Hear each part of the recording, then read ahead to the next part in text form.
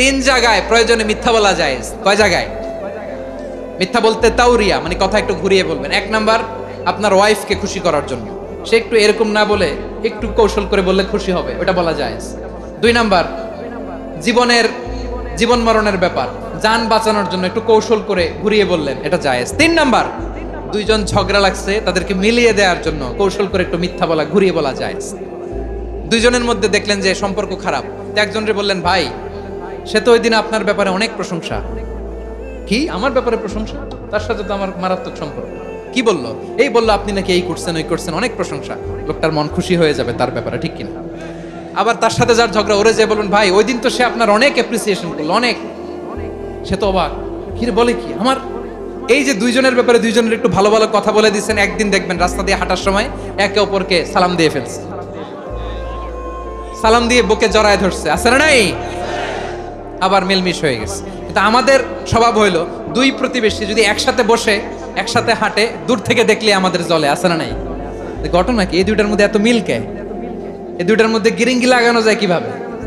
হ্যাঁ, এই বন্ধুত্ব, ফ্রেন্ডশিপ নষ্ট করা যায় কিভাবে? এরকম মানসিকতা সবার না, আমাদের অনেকের মধ্যে আছে না নাই? আল্লাহর কাছে তওবা করেন, এই মানসিকতার যেন আমরা না হই, আমরা মিলিয়ে দিব। কানগুলো খরগোশের কানের মতো খাড়া করে শুনুন পেকুয়ার ভাইরা। বিশ্বনবী বলেন, আলা উখবিরুকুম বিআফদাল দারাজা, আলা উখবিরুকুম বিআফদাল মিন দারাজাতিস সিয়ামি ওয়াস সালাতি ওয়াস সাদাকা।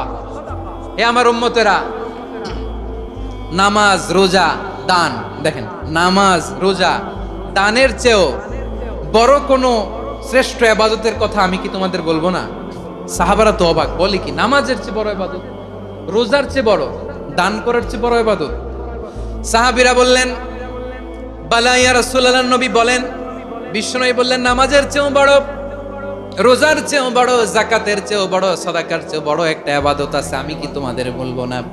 সাহাবারা বললেন, ইয়া রাসূলুল্লাহ, বালা, অবশ্যই বলবেন, সেটা কি? বিশ্বনবী বললেন, ইসলাহু যাতিল বাইন।